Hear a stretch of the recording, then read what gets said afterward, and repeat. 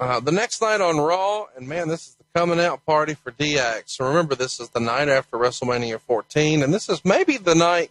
Is this the night, Bruce, that the night after WrestleMania became a big deal? You know, of course, these days, the Raw after WrestleMania is a really big deal. But do you remember that being, you know, WrestleMania 14, 1998, the first time it was a really big deal?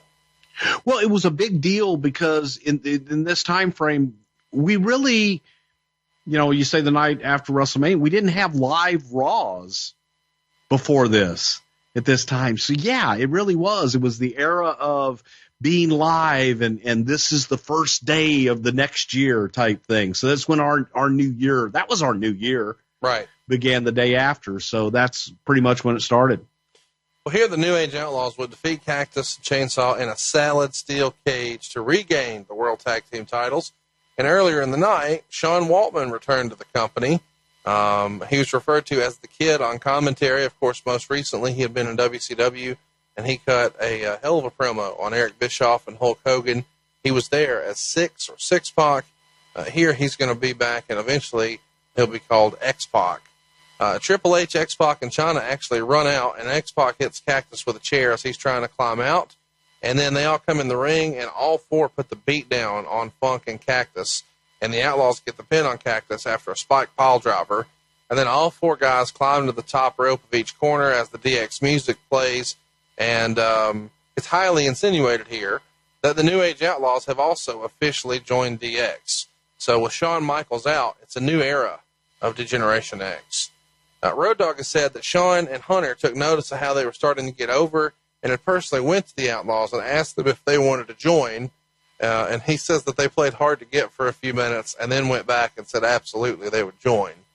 And James also said that he and Triple H had actually worked together in WCW all the way back in '93. This is back when Triple H was Terra Rising and James was Brian Armstrong. Of course, once upon a time, Bob Armstrong fired Shawn Michaels from Continental Wrestling very early in Shawn's career. And they've actually made a comment of such. On Raw, I think sometime in the summer of '98, you actually hear Shawn make mention of that. How do you remember this association and the night after Raw? It feels a little bit like a changing of the guard. With Shawn out, Triple H is no longer the lieutenant. He's now in charge. And, you know, all of a sudden, you've got a really new, I mean, even though it's got the same name, it's really a new faction completely with Shawn in and the New Age Outlaws there as well. It was a new day, baby. It was a big void losing Shawn. Sure. So in order to replace him, the thinking was that we needed a faction, as we've talked about so much. And you had the tag team in the New Age Outlaws. You had the single in Triple H and Chyna. And then you had your utility guy with X-Pac. So here was an opportunity to elevate. It's elevating Triple H because Shawn's out of the picture and putting these guys in a position where they're either going to make it or they're going to break it. So what's coming up next, of course, is a series of matches through March and April where they're all over the country. You know, they do March 31st on Raw. You got the New Age Outlaws and Triple H taking on the Disciples of Apocalypse. But then it's Mayhem in Manchester. They're all through Germany. And they're working with the Legion of Doom. They're calling themselves LOD 2000 and being paired with Sonny here after WrestleMania 14. But we get something fun on the April 6th Raw. We see DX walking backstage, and they come across the Disciples of Apocalypse motorcycles. So we see Billy, X-Pac, and Road Dogg piss on all three bikes. And you can hear the P sound, but there's sensors over the top. This has got to be a Vince Russo idea here, is it not, Bruce?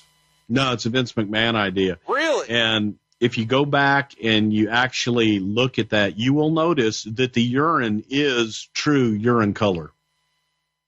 Is this shoot urine? No, it was imitation urine. Working urine. It was working urine. We got it from Urine Is Us, and but it was the right color, and I just remember.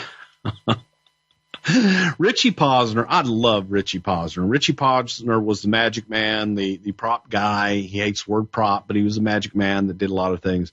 And I remember Richie coming to me and saying, I've got the urine, and I just want to make sure that it's the right temperature, and it's going to be on camera, so it should be the proper color. This will definitely read as urine, and then a little dehydrated, but it'll definitely read on camera as urine.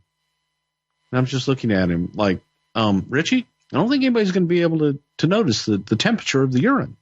I don't know if that's important on television. When you guys are sitting around the table, is Vince like demanding urine here? What might that sound like? What if they whip it out and they piss on their bikes? God damn it, that's good shit. All I want to see is, and goddamn, take their time, draw it out like they got a huge unit. And then the urine flow. But I want to hear it. I want to hear it hit the goddamn motorcycle. Tinkle, tinkle, tinkle, tinkle, tinkle, piss. God damn, I love it. Good shit. No, I don't want shit. Just piss. Make sure it's the right goddamn temperature, too.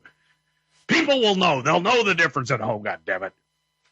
It's a cold night. There needs to be steam off the urine. God damn, don't be give me more ridiculous, piss. damn it. It's absurd. That's just where shit goes too far. It's just ridiculous to me, but I do hope that somebody makes us a Tinkle Tinkle Piss shirt. Because Tinkle piss. I think Tinkle Tinkle Piss on like a baby's onesie, man, that'd be flying off the shelves. Everything we can.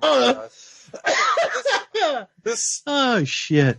This sets up the New Age Outlaws and Triple H taking on the DOA in a 6-man tag. They'll be made with tinkle piss. God damn it. Everybody's going to want to go. God damn, remember the time they went tinkle piss on the bikes? Good shit. Not shit. God damn it, don't order any more shit. Triple H gets the win over Chains with a pedigree here, and then DX beats him up with chairs. So not only did they get their Tinkle bikes, but now they get beat up with chairs as well. The next week, Owen pins Billy, and later in the show, we see New Age Outlaws, Triple H, and Kane lose to Austin, The Undertaker, and LOD 2000 in about a minute and a half when Austin pinned Dog after the stunner. Sort of interesting here. You guys have them win the tag titles. They just joined DX. They're finally in the main event, a big-time match on Raw, and they lose in a fucking minute and a half? It's Austin. Yeah. You can excuse it.